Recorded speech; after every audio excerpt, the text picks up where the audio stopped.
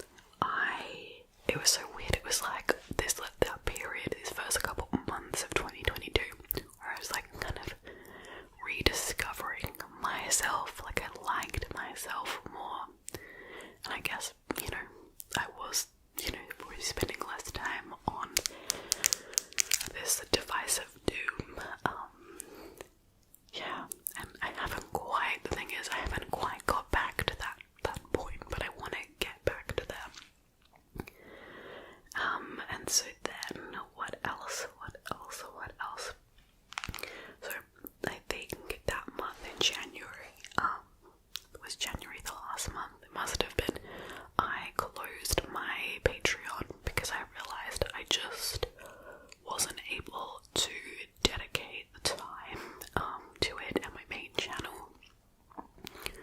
But the content on there, like, I'm so, like, it was really nice, like, how it ended.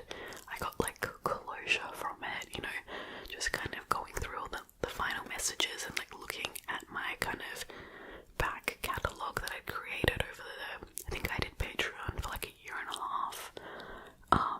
And, you know, seeing some of the final messages people, like, sent to me saying thank you and that they really enjoyed it, was so humbling and just so special. And so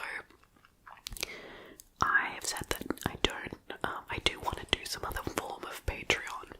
I want to eventually open up YouTube memberships, because I just felt that Patreon, it wasn't the perfect platform, and it was separate to YouTube. It just wasn't like an intuitive thing for someone to, like, click on and join. Like, you had to log into this third-party app, and it didn't have all the features and things that I wanted.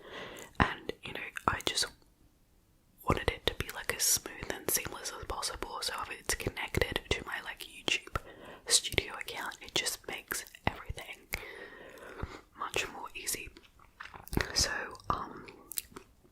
ultimately I want to do that, but yeah, I guess the reasoning, I just wasn't able to commit to it anymore, and which is sad. But I just felt like I needed to step back from it, because even though I, like, taking a break on my main channel, I still had obligations on Patreon, and I just needed a break from everything to, like, step back and reassess. And I couldn't fully do that when, like, you know, someone is paying me to get exclusive, like, extra content, and, you know, so you've got that, like, pressure. That's what it felt like towards the end. It felt like pressure. So I just wasn't able to give it the time that I wanted to. And I think I had known for a while that I did want to move on to YouTube memberships, so it just made sense to kind of, like, wind down my Patreon, and then I could really have this, like, break period and, like, kind of explore life in a way. And so then I got a new job, which was full-time, but it was just a temporary position in, maybe it was January or something, or the start of February, I'm not sure, for about, like, a month or so. It was just, like, yeah, a temporary position, and that was so good for me, because my sleep schedule with, like, the filming thing and the editing, I was just going to bed so late, and I couldn't reset my sleep schedule. I just couldn't. And it wasn't that I couldn't fall asleep, I didn't want to go to sleep, you know. And so anyway, having this external force that made me have to go to bed on time was so good for me. Like, I got out of my, like, TikTok, social media, scrolling addiction, and obviously to, like, get out of my house to earn some extra money, and it was in the recycling sector as well. So, you know, for me it's just, like, extra experience, something to add to my resume. And one of my co-workers, my, like, old co-workers, she got the same role as well, so, like, we would see each other and, like, get to work together and chat every day. It was so nice. Like, the work was relatively easy, quite, like, physical, a lot of it, and but, you know, we had music playing, and I just became, like, so close to this girl, and my, like, old co-worker and this other girl as well, and it was so nice. I just felt, like, so confident socially. Like, if I thought something, I would say it. It wasn't like, oh, should I say it? Like, are people gonna accept it or laugh at it or think it's, like, decent? I just said it. It was just natural. And I haven't felt like that, like, in a social friend setting, honestly, in years. And it was so nice. I just to, like, draw out that part of my personality, where I like to chat, I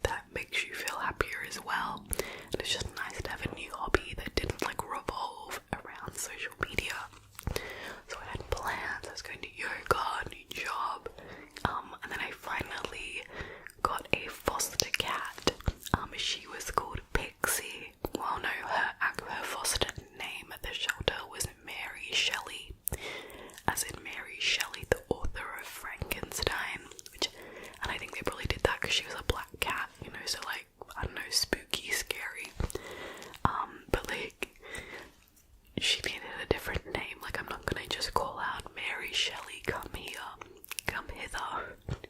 So I nicknamed her Pixie, which I love.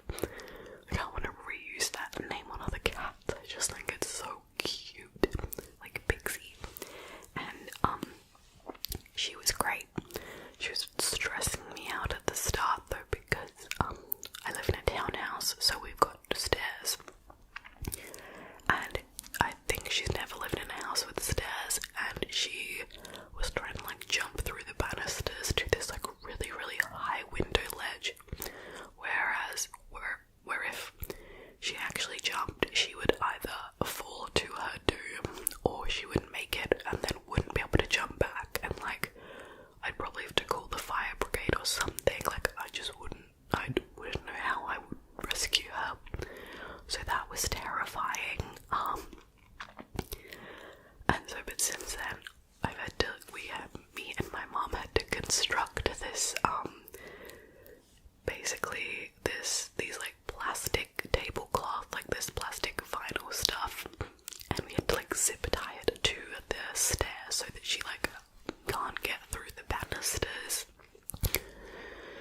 So she was very stressful at the start, but she was a great cat. She was so playful, but then a little too playful, because I always felt that she wasn't super satisfied here, because there's not a lot of good like lookout points. All our windows are really high, and there's not a lot of interesting stuff to look at. There's just like a lot of buildings and things, like other houses. So I could tell she was getting a bit bored. But then she got adopted, and it was so nice because, you know, she just got adopted from my house. This lady came over to look at her, and she had to think, and then decided that Pixie was the cat for her. And a lot of people said like, oh, like you're gonna get attached to her, you're gonna want to adopt her. But one, I can't afford to like have a cat. Like cats live like for like 20 plus years. Like that is not a commitment that I'm willing to commit to. Like, and also just with renting, I just feel like it's a death sentence, like adopting an animal, because it's so much harder to find a place if you have a pet already. So that was a big no. And when you foster, all the vet bills and like food is paid for, so it's like a free pet. Like, it's amazing. I don't think it's like that everywhere, but like where I am, it's great. But I really love like the whole them being adopted and finding their forever home. Like, it was so cute. I like cried out of happiness for this cat, because, you know, she was gonna go and live with this lady in this nice big house who had like really amazing views into her backyard, and lots of birds and things for little Pixie to watch. And yeah, it was so nice. This lady sent me like a little update photos. I'll see if I can like post them. So that was like such a good experience and made me so much happier in the house. But I just wish I wasn't able to get a foster cat any like earlier, and I really needed a pet over Christmas. Like, that was like a really dark time for me, like on my own a lot. And then of course when I was able to get a foster cat was when I was like working a full-time job. But anyway, so it was like, but it was just what I needed, like plants, pets, everything. And then what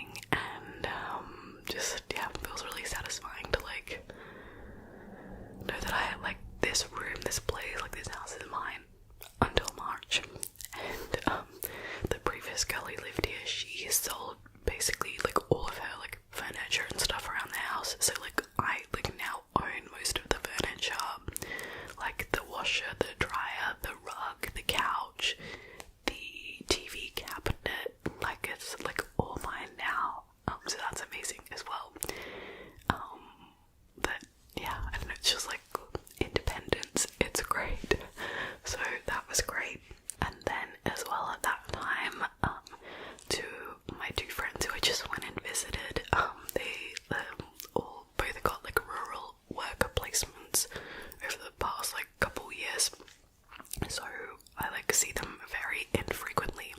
They both came to visit in like separately, but in the space of like a month, in I think February, January maybe.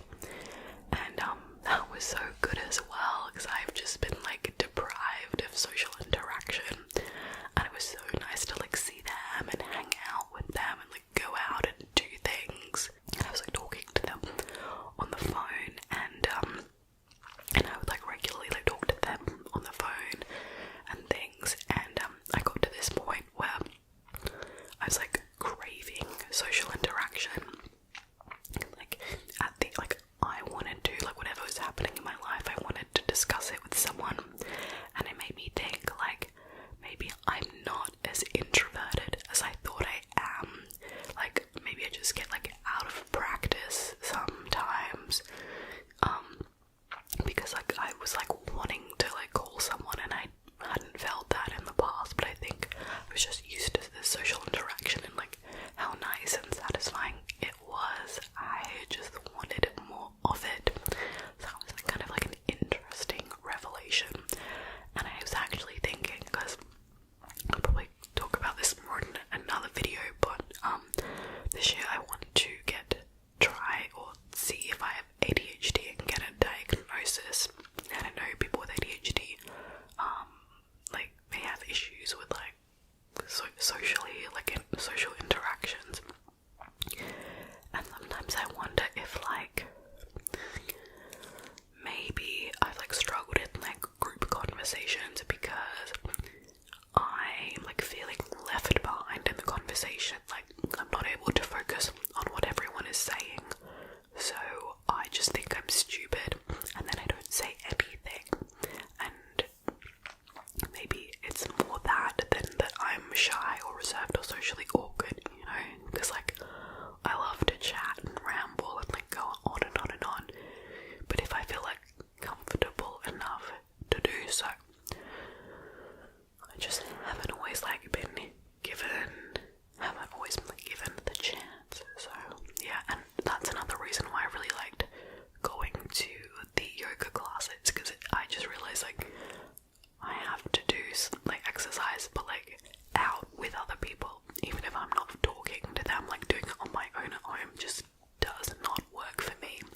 Like the amount of progress that I made at that yoga studio in such a short space of time was amazing, compared to like me doing yoga like on my own, like on and off, like for years really.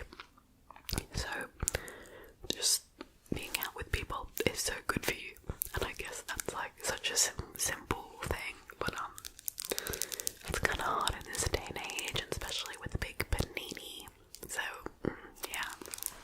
But then the other thing that made my life really good, and I will definitely do this as a whole extra video and when a bit more time has passed, but I started going on dates. I actually did talk about one of them in my like last Patreon video. But I went on 3 dates over the span of like a month or so, which is unheard of for me. But I loved it. I loved it. My life felt like exciting. Like I felt like that's what I've been missing in my life, like excitement, something to look forward to. And like I just like I knew the weekend was coming up, and I just was like craving like going out and like meeting someone new. Just the possibility of the unknown. I just enjoyed it so much. And after my first date that I went on, it was like it didn't work out or anything. And he wasn't the guy for me, but I just felt so much more confident in myself. I realized like that I'm totally fine, like I can carry myself in a date, in a conversation. And so because of that confidence, I just was like, I want to do this again. And it's just like nice to like meet different people that I would have never like met in real life. But since that period, I haven't gone on any dates because like I just went into like a massive slump. So basically, that's pretty much everything that happened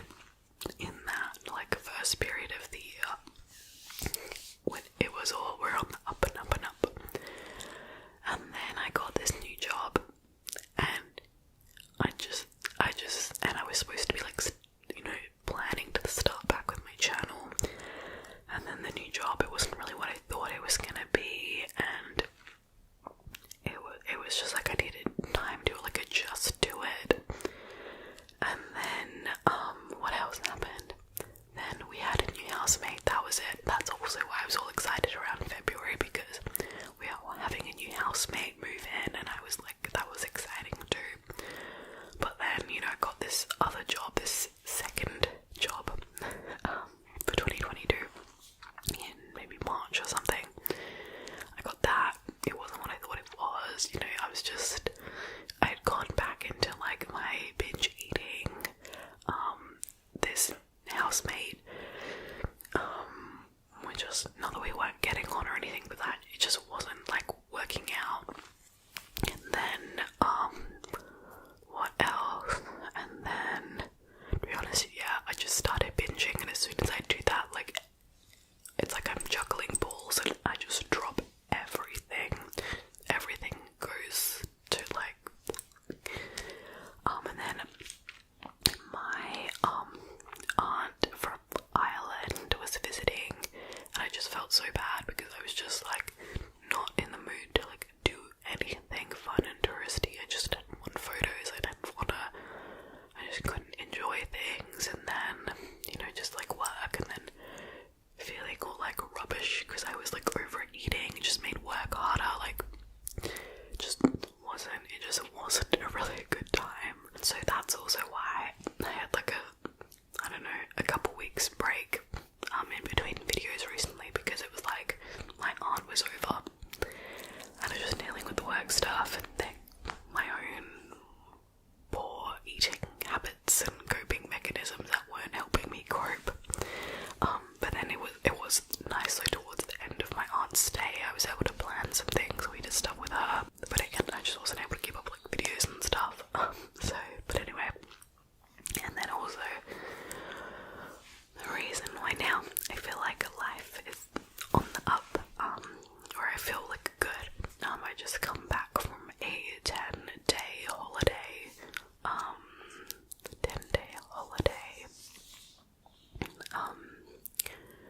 to Kununurra, which is a small country town up north. It is super hot there at the moment, even though it's like freezing cold in winter here in Perth. So both of two of my close friends, in like 2020 and then the other in 2021, they got rural work placements and like moved up there, which great for them, very happy for them. But like, it was hard for me. Like, I already had such a small social circle, and then they left. And another friend, she got a job teaching English in Japan, and she left in 2020 as well, and I was just like, oh my god, who do I have left? But like, obviously, you know, that's like my problem to deal with. Like, I need to like make new connections. But anyway, so my two friends who moved to Kununurra, I visited them for 10 days, and I've posted pictures and everything on my Instagram. Call me Quiet ASMR, so go and follow that. And that was like really fun. Like, I'm definitely glad to be home and like in my own space, because I was staying in their houses, like I just felt a bit like I was a burden, you know, like there's only so long you want someone to stay at your house. So like, I'm glad to be in my own space again now, but like, it was so nice exploring another part of Australia that I've never gone to before, never would have had the chance to go to, because where they live and all the campsites and things that we visited, you have to have a 4-wheel drive, because you go off-roading, you drive through water. So if I didn't know them, I just wouldn't have had that holiday and that experience. So I'm so grateful to both of them. But it was the break that I needed. I say that because like I didn't upload in that period, so it's like I was already having a break. But anyway, I definitely feel like refreshed now.